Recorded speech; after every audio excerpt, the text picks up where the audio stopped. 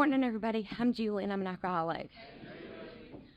Y'all have not looked so scary since the very first time I walked in.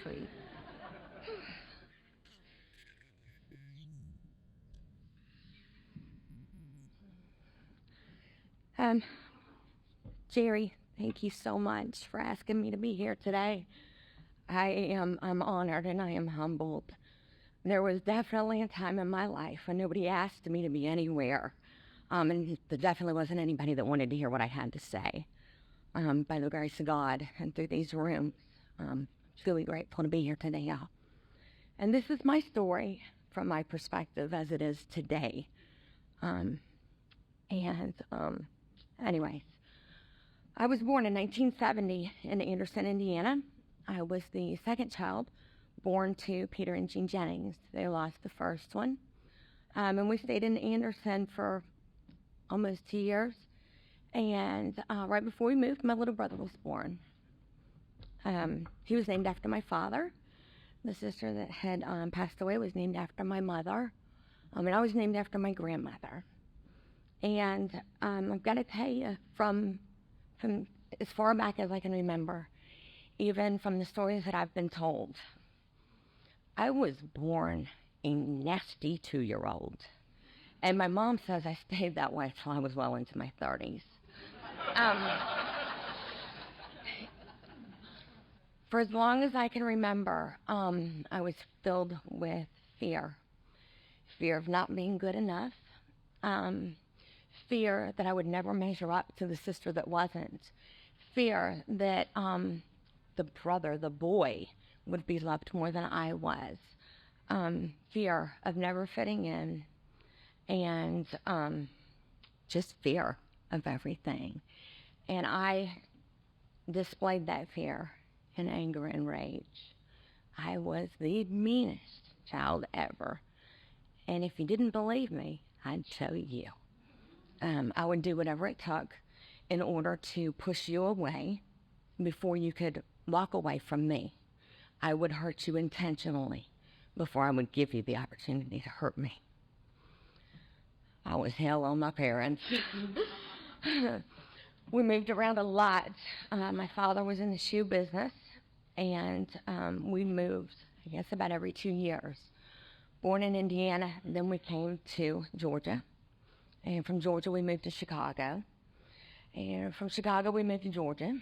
And from Georgia, we moved to New Jersey. And from Jersey, we moved back to Georgia. I didn't have a clue how to talk. And I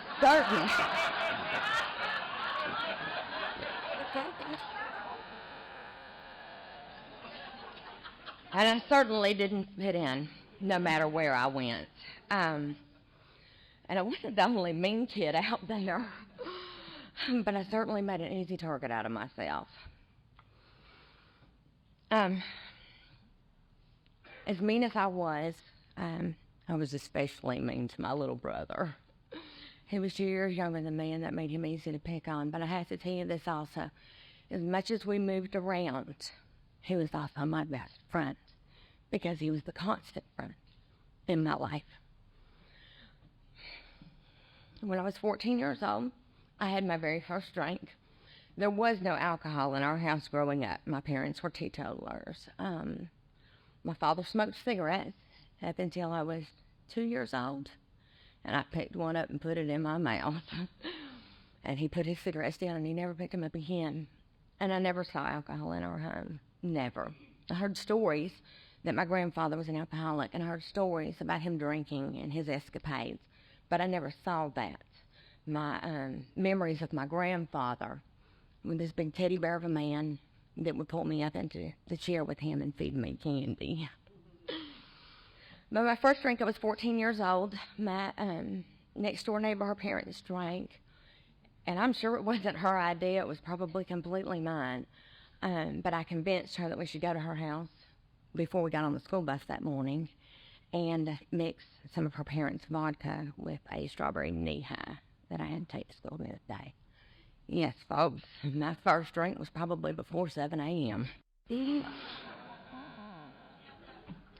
And she didn't like it. I set out with that first drink, not to taste it, but to get drunk. I had seen on TV other people get drunk and they laughed and had a good time and they were the life of the party. And that's what I set out to do. And I was kind of grateful she didn't like it and didn't want any more. And so I took that bottle of strawberry Neheim vodka on the school bus with me that day and I drank the entire thing. And I was plastered by the time I got to school. But I tell you what, I couldn't wait to get there. Because for the first time ever, everybody was waiting on me. That day, I was the prettiest girl in the school. I was the most well-spoken girl in the school. I had the best sense of humor. I was more popular than any cheerleader in that school. It didn't go well after that. It didn't take long before I was busted. The police were called. The breathalyzer was failed, and my parents were called to come get me. They were not happy with my popularity that day. I was taken home, and I was immediately suspended from school for 10 days.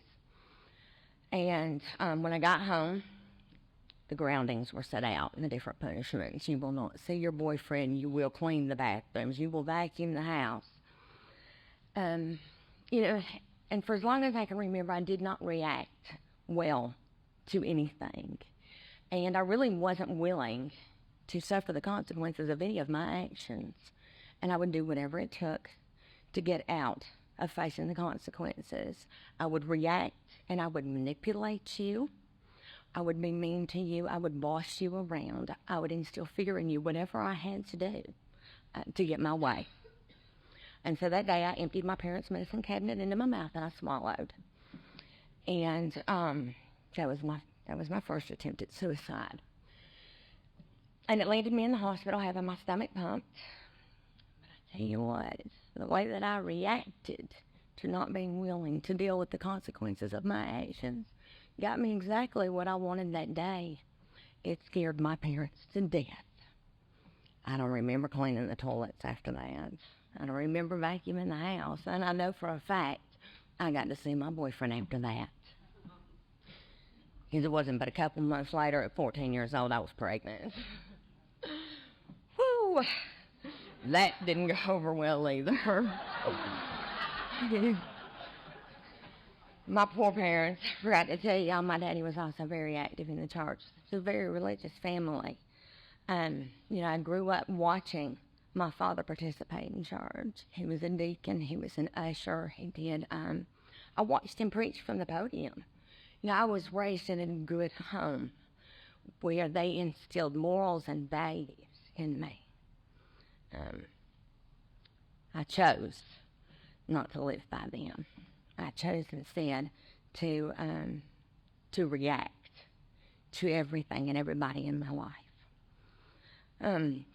I did run away and get married. Yes, in Baldwin County, you can do that as long as you're pregnant. And that lasted for a few months, but it wasn't long before he left. And he was only 15 years old, and he just couldn't handle that. I went back home to live with my parents, and in December, my first son was born, Stephen Thomas, 9 pounds. And, as soon as he was born, that child absolutely stole my heart. But even having stolen my heart, that wasn't enough to fix my twisted thinking. And so as soon as the baby was born, I dove right back into this disease that had begun. And, all the feelings that I didn't want to feel, the feelings of abandonment, the feelings of not being good enough, the feelings of being different because I had a baby. I drowned all those feelings the only way that I knew how. And every opportunity I got, I drank them away. I did not take care of my child. I was not a good daughter to my parents. And I was not a sister to my brother. I was so selfish and self-centered. The only thing I was concerned with was what Julie needed and getting it when she needed it. Most of the time, that was right now. And that's what I did. My son ended up living with my parents, and I didn't do real well with that either. Although I couldn't take care of him, by God, I didn't want anybody else telling me what I could not do. My daddy doesn't know this. I used to sneak into their house in the middle of the night, and I would go up to his room, and I would crawl up under his crib and hold his hand through the crib rails. Because at that point, I wasn't being invited even to go home. And they certainly didn't want to hear what I had to say. Did that for a while, and continued to drink and to be the wild child. And by the time I was 18, I met a man who was funny and who loved me, and we caused a lot of problems. We really did get in a lot of trouble, but I married him, and I quit doing any outside issues. I did the best that I could to be a mother and a wife, but my thinking was still skewed. I still reacted, and I didn't react well to anything and everything. And he had buttons that could definitely be pushed. And I felt a sense of control and a sense of power when I pushed those buttons. And when he became violent, I could play the victim. Poor pitiful me. Poor pitiful me. It was all him. It's all him. It's not me. And so that marriage didn't last long. We divorced, and after that divorce, I continued to feed my disease. And I found that when the alcohol wouldn't work, there were other things that were. As a matter of fact, alcohol wasn't near as bad as my parents had told me it was. It made me pretty and funny and all those things, so maybe these other things would too. And so I began to dabble in some outside issues. I found some things that gave me what I thought was power and control. And there was always alcohol to fall back on. By the time I was finally old enough to drink it, it became a little easier to get a hold of. I think I was 23 years old when I met my youngest son's father, and he was older. He was quite a bit older than I was. He had a job and a car and a place to live, and I found those things very attractive. He was stable, and he was absolutely smitten with me, and that made it easy for me to manipulate him in any way that I wanted to. And he was okay with me drinking. I was old enough to drink, and so I did. And before too long, I was pregnant again. Did not see that coming. But he loved me and he wanted to marry me. And I knew I was not in love with him, but I can make this work, right? I can control and I can manipulate and I can make this work. It did not work, y'all. Try as hard as we might. He definitely was there. He suited up, he showed up, and he was the best father he could be and the best husband he could be. And when that little baby boy was born, that one stole a piece of my soul. Those boys are the light of my life. Unfortunately, love for those children was not enough to keep me sober or to fix the skewed thinking that I have. And so it got to a point to where my oldest son went back to live with my parents, and I was still drinking, and I had begun relapsing often. And so I decided that being the martyr that I was, I would leave my home, have my son's father come back and stay so he wouldn't have to switch schools, so he wouldn't lose his friends, so that he would be where he was familiar with, and I would leave. This disease is cunning, baffling, and powerful. It convinced me that I was doing what was best for my children. And the truth is, I am selfish. I am selfish. And in leaving those children, I was able to throw myself into the middle of my disease and focus on nothing else. And that's what I did. That's exactly what I did. I went from living in a nice middle-class neighborhood, having 2 vehicles, and having a job as a legal secretary in Buckhead, to roaming the streets of Atlanta, willing to do whatever it took, whenever it was able to be done, in order to feed my disease. My first arrest involved a car going the wrong way down Interstate 575 with all 4 tires blown out. It continued from there to helicopters and dogs chasing after us. I was not willing to face the consequences of that, and with it being my first real charge, I was able to avoid too many consequences with that. My co-conspirator or whatever took most of the charges, and I was out on bail within 3 days. And I went straight back to feeding that disease. I didn't take a minute to go home and check on my kids. I didn't take a minute to call my parents and say, "I'm sorry my folks in Montana saw me on the news. But I'm still alive and I'm okay." I didn't. I went straight back to feeding my disease. I was arrested again on another drug charge. And that time I was fairly lucky too. I only spent 2 months in Fulton County. Before too long, feeding the disease, nothing but the disease. My life, 24 hours a day, 7 days a week, revolved on doing whatever it took to change how I felt inside, to try to fill this empty hole in my chest.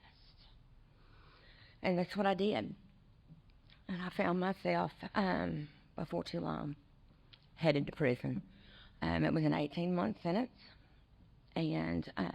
And that first time I went to Pulaski Women's Prison, folks, it was pink.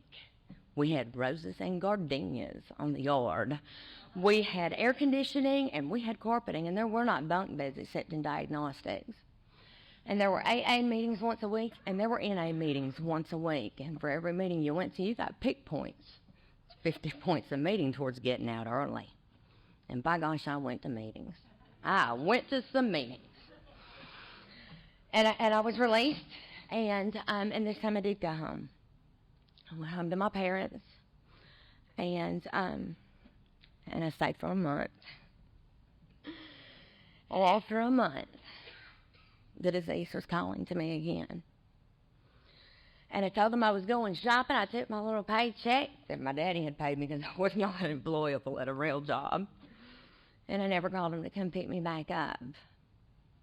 I went straight back to those streets. And in less than a month, there was no money. I was standing back on that corner willing to do whatever it took to feed this disease. And I took a look that night, and I realized where I was headed. I was headed right back to that same place that I was. It was a violent place that I was living. I wasn't living, I was surviving. And something just came over me that night. There was a church nearby, and I went to that church, and the doors were locked. And I got on my knees on the steps. And I said, if there is a God out there, that God that my parents believed in, please help me. I can't do this. And within about 2 hours, he sent to Cobb County's finest, and they picked me up. It wasn't exactly what I had in mind. And at first I argued with them, "You've got the wrong person. It's not mine. It wasn't me. I didn't do it." And that police officer looked at me and he said, "Take a look at those people you are with." He said, "Every one of them has their back turned right now. They're not even looking at you as you are being put into the back seat of this police car. They don't care about you, and you don't care about yourself. But tonight I'm going to do you a favor, and I'm going to save your life." I didn't look at it that way. But I had been given the gift of desperation that night. And as soon as he put me in the back of that police car, a sense of peace came over me. I knew where I was going to get my next meal. I knew that there was going to be a roof over my head. And I'd been to jail many times before. I knew what to expect when I got there. And I knew how to keep my head down and be okay. And so I went to jail. And I don't remember how many months I was there. I don't think it was long. And before I was called into court, as I already, with probation and parole and all that stuff had been waiting on me anyway. So I went to court, and they put us in this little bitty room. It's about 2 foot by 2 foot. And they put two of us in there. And the girl in there with me was in a sheer panic over what was going to happen to her. But I still had peace. And I said, honey, I don't know what's going to happen, but I do know this. I know that if God wants your charges to be dropped, your charges will be dropped. And there's nothing you can do about it. And if God wants you to go away, you're going to go away. It's the same for me as it is for you. We have no control here today. And no sooner had I finished speaking to her than the door opened, and my public defender, the free attorney, stuck his head in and said, ma'am, your officer did not show up and your charges have been dismissed. Now, I still had holds on me for probation violation and for violation of parole. And so I was taken to Cherokee County, and in Cherokee County I was sentenced to another 18-month term. But I was okay with that. I'd been to prison before. Remember, they have air conditioning and carpets. Oh, not when you're a repeat offender, they don't. They sent me to Washington that time. They had spiders the size of my cats at home. There was no air conditioning, there was no carpet, and there were no flowers on the yard. There were no AA meetings, and there were no NA meetings. But my first day there, in the cafeteria, a girl called to me from across the room, and she said, I know you. I know you. And she offered to meet me on the yard that afternoon. I actually knew this girl on the streets. She was one of those people that you meet. This heart is so pure that you can see what a wonderful person she is in spite of the disease that has control of her life. And, and as much as we could be friends to each other, we had been friends out there. So I met her on the yard that day, and she brought an AA book with her. And every day we met on that yard, and we had an AA meeting. She told me it only takes 2. We had meetings on that yard. And she got out before me, and she wrote to me every day. And she made plans to meet me as soon as I got out. And we did. We went to an AA picnic together. But that's a little after I got out. Back up just a little bit. When I got out, I was sentenced to mandatory substance abuse classes. And I was okay with that because I knew that I had a problem, and I certainly didn't know what to do about it. So I went home. My father built me this little apartment on top of the garage, separate from the house. I could smoke cigarettes, which was all I really wanted at that point. Just a place for myself that I could smoke my cigarettes. I promise I'll stay away from the other stuff. Just let me have my cigarettes. And I stayed up in that little room. My father let me work for him. So I had a job. I reported to the parole board. I reported to probation. I did exactly what I had to do, and I went to those meetings. And in those meetings, I learned a lot. I learned a lot about this disease. And I learned that if I didn't do something towards recovery, that disease would grab me, and it would drag me right back down. That I was only sentenced to do 3 months in those meetings. And I remember my 3 months was almost up, and I started to panic. And so I went to Dave after the meeting one night, and I said, what do I do? What do I do? What do I do when I leave here? I don't know why, it didn't occur to me to go to AA. Meetings in prison were one thing, but this is the free world, right? And so that's what he told me. He said, Julie, you go to AA meetings. And it was like a light bulb. Okay. So I went home and I told my parents, I gotta go to AA meetings, but I don't know where to find one. And my parents said, Julie, that church you've been a member of for 25 years. Guys, I hadn't been in like 10 or 15 years. How was I supposed to know? They had meetings twice a week. And my first meeting was on a Thursday night at the Winter Circle, which is still my home group today. Boy, y'all were scary. I was so terrified.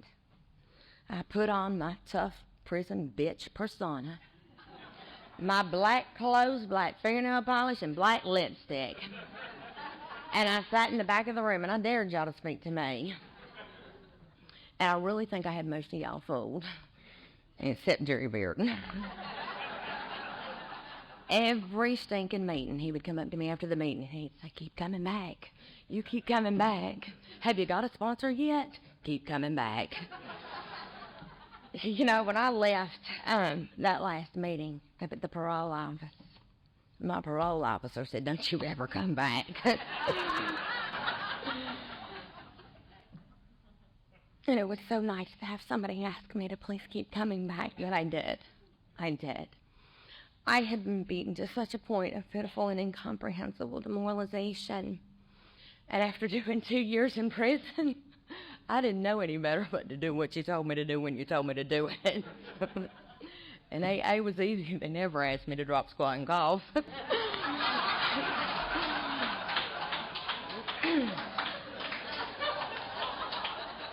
So I kept coming back. Only problem was he kept asking me, have you got a sponsor yet? Have you got a sponsor yet? And so I finally said I would get a sponsor. We had this lady in our meetings. Have y'all ever met one of those people that when they walk in, it's like the angels sing? Oh. That was Patrice. Patrice is the one that I'm going to ask, because Patrice didn't scare me. Patrice wore a halo, I swear she did. I saw it.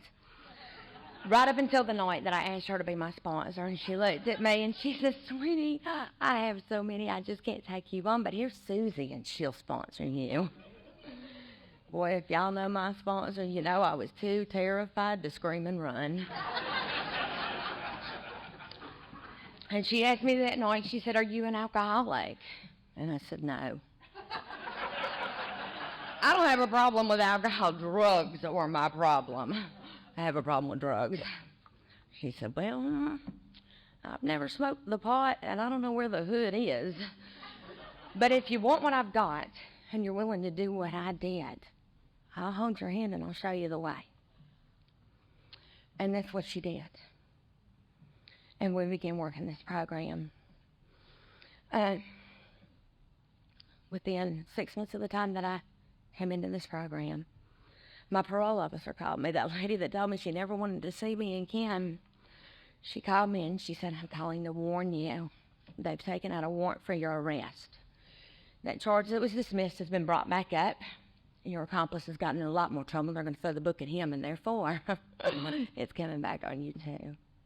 That's not fair, y'all. We can't do that. They dismissed it. She said, no, they have. She said, don't come out this weekend. Stay in your room. Keep your head low. And on Monday, you go hire an attorney. I told you I was getting real good at just doing what I was told to do. And that's what I did. And I went back to that same attorney, because that worked out well for me last time. So I went back to that same attorney, and my parents helped me pay for it. We hired him. And,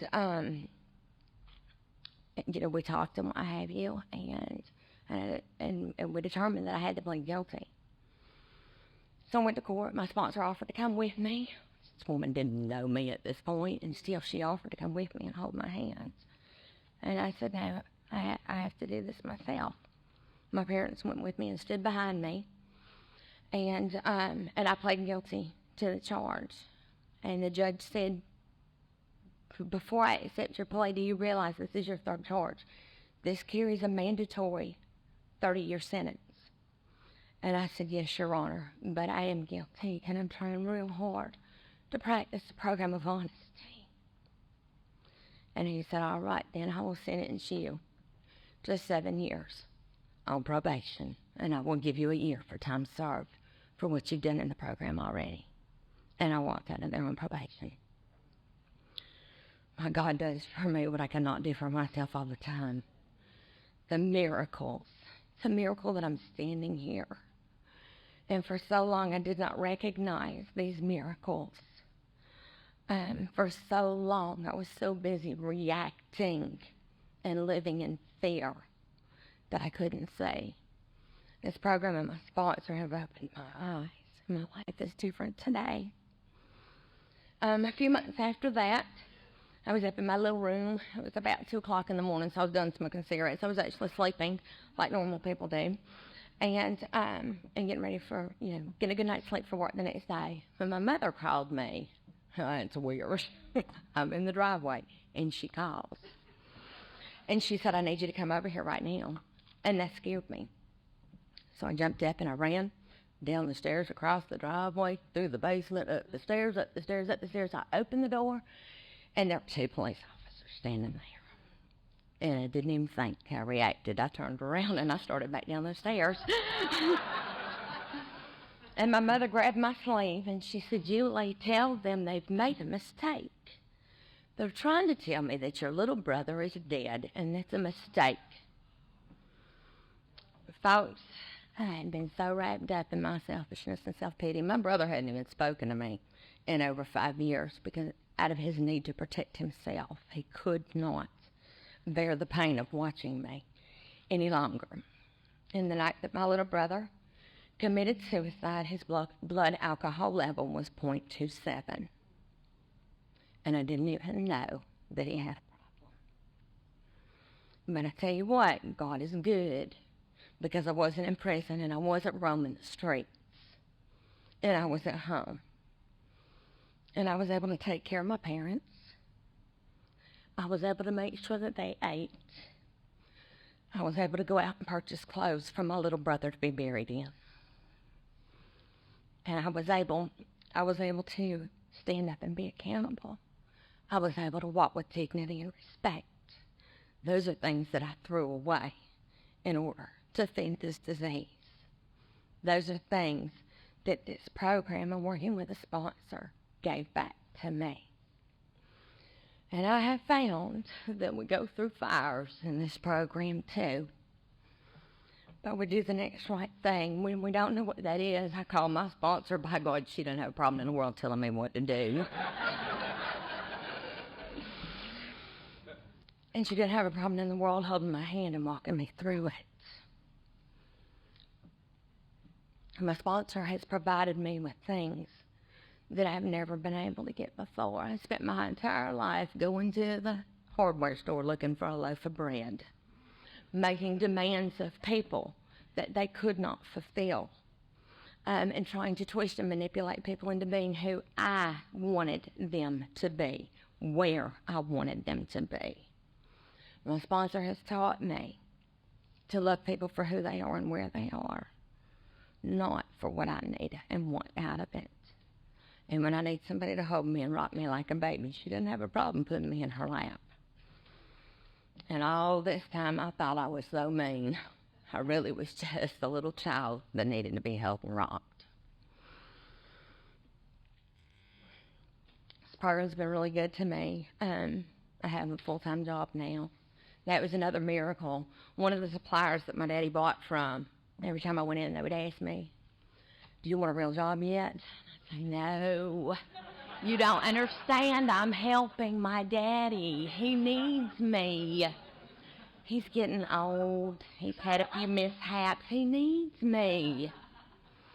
And finally, somebody in this program, somebody brutally honest, laughed at me and said, has it ever occurred to you he could retire if he wasn't supporting you? I hadn't thought about that. So I put several conditions on that job, and believe it or not, God met every one of them and then some. And I don't know exactly how long it was. I'd like to think it was several months, but yeah, my daddy retired. So I have a real job now. Been there for 7 years. Holy shit. That is amazing. That is really amazing. And I had a relationship in this program for 5 years. I learned a lot in that relationship. I grew a lot. And I learned how to be a woman of dignity and respect. But I also learned in that relationship that there are still some things that I want that are not what God had intended for me. My time in that relationship was done. And yeah, I left claw marks for a long time. But I finally decided that if that wasn't where I was supposed to be, that it was time to move on, and I did. It was painful. It was very painful. But, as soon as I opened my hands and I was willing to let go, God started filling my hands with blessings all over again. I had a part-time job in the fall, and I worked weekends. So I worked my full-time job all week, and on the weekends I work also. I had, out of 3 months, I was scheduled to work 12 weekends. I had 1 weekend off. And actually I didn't have it off. My sponsor had me busy one day that weekend. But anyways, so that Friday night when I got off work, I took my son out to eat. We're standing in line at the restaurant. I'm getting ready to pay, and my phone starts ringing. My youngest son. And I don't generally do this, but I told him, just answer the phone, honey. Just answer the phone. Mama's trying to handle this. And he answered the phone, and he got so excited. And he said, yes, oh, yes, yeah, okay, click. I'm like, what the heck? He said, Mama, we're going to Netherworld tonight. Who does that? Who asked a kid to come to Netherworld? That's in Norcross, y'all. But he was so excited. I had missed out on so much in this kid's life. I couldn't turn him down, even though it was my 1 weekend off. So we met up with a bunch of friends at a meeting house, and we caravanned out to Netherworld to Norcross. And when we got there, things just kind of worked out. People paired off. People went where they were going to go. One child was too afraid to go into, and my sweet little son volunteered to stand outside with him, which left me standing there looking crazy by myself. It just so happened that there was a gentleman there in the group that I had never met before that was going to have to go through by himself too. So I said, all right, here we go, let's go. So we went through this haunted house, and have y'all ever been in Netherworld? That's a pretty intense haunted house. I went through most of it like this. Just like that. With my face down, I was afraid to look up, and through the whole place, he kept saying, look up, it's so beautiful. Look up, it's so beautiful. And every time I'd look up, I would see monsters. But I did also see, like, some rocks and, ooze coming out of the rocks and stuff, and I just didn't get it, so I kept putting my head back down. And he was a really nice guy. When we finished that evening, everybody else was going on to eat or what have you, and I said, I can't. Got to meet my sponsor at 7 a.m. And so my son and I, we went home. And we got up the next morning, and we went to meet my sponsor at 7 a.m. And by 9 o'clock, that nice gentleman showed up and said, I just wanted to make sure that you made it to work okay and that you guys weren't too tired. He said, and, if you ever want to, you can call me. And he handed me his business card, and he left. Now, y'all remember, I had not been long out of a relationship that ended very painfully for me.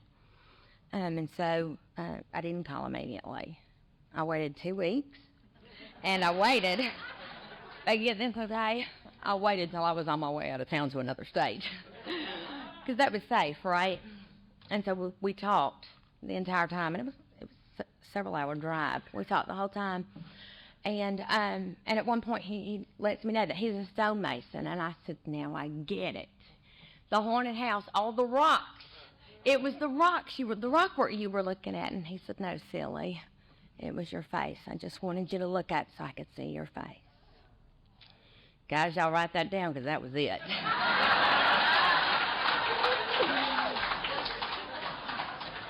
I was done. So we began dating, and by February, this was in October, and on Valentine's Day he proposed to me. And I found out he had already talked to my youngest son about it, and he had already called my father in Virginia to ask for his blessing also. So I called my sponsor. Boy, she was a little hesitant too. And I said, I love him, but I don't want to screw up what I've got, and this program has to be number one in my life, or I don't have a life. I can't be a wife, and I can't be a mother. And we discussed it, and I said, okay, over a year. I will wait over a year to get married. And she said, all right, let's see you do that. And so he and I discussed it, and we agreed. We agreed to wait 14 months. We picked a date out of the air. And 14 months later, my family came down from Virginia. My daddy walked me down the aisle, and my mother turned to my sponsor and said, "You know, I gave birth to her, but you raised her." And I got married that day. I've got to tell y'all, that was the most beautiful wedding ever. I hate y'all missed that. I am so blessed to have met a man that practiced this program. He makes it number one in his life. And he looks at me in a way that nobody's ever looked at me before. That evening, on our way down to Florida for our honeymoon, we were driving through Florida, and we went through this one spot. It's late at night. I think it's Saturday night, 1 o'clock in the morning, and the popo is out in full force. And we're watching, and I'm looking at this huge full moon shining down on the water, and I'm seeing the police lined up on either side of the road, and they've got cars pulled over. And it just suddenly occurs to me, you know, our book talks about a restoration to sanity. And it just suddenly occurred to me, this is sanity. Because they're not going to pull me over. I'm not worried about it at 1 o'clock on a Saturday morning. I'm not drunk. I'm not riding dirty. I'm practicing a program of recovery. And I'm working principles in my life every day. Both of my children are a big part of my life now. I forgot to tell y'all, they went to AA meetings with me. Some of y'all know my kids. One of the most painful things I had to do in this program was learning to enforce consequences of people crossing my boundaries. I didn't have any boundaries for a long time. I was one of those people, when I came in, my sponsor said, "I don't care what they ask you. You say not until I talk to my sponsor. You've been saying yes to everything for way too long." And then that's what I did. And my kids came to meetings with me, and they supported me. And my parents even came and saw me get a chip one time. They live in Virginia now. But I finally grew some boundaries in this program. And when my youngest son started crossing those boundaries, oh, that was tough to have to enforce the consequences. And so my youngest son lives in Virginia with my parents now. Oh, and I forgot to tell y'all, we face everything and we recover. A couple of years into this, my sponsor said, "Now, when is your probation up?" And I said, "I don't know. I'm on non-reporting." So I don't check in with anybody. I just kind of fly under the radar. They don't mess with me, and I don't mess with them. And she said, "That's bullshit." I said, "Well, okay, 2011. And she said, I want to know when you get off probation." So I started making phone calls, and I had to make a lot of phone calls, which is kind of crazy, right?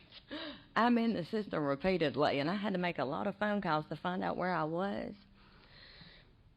And it ended up that 3 years previously, the judge had filed a petition with the courts to have my probation terminated. I'd been flying under the radar because it wasn't even turned on anymore. That's what my God does for me, and that's what this program does for me. Today I don't react. Well, sometimes I do, but mostly in my head. Try not to do it out loud anymore. Today I try to respond.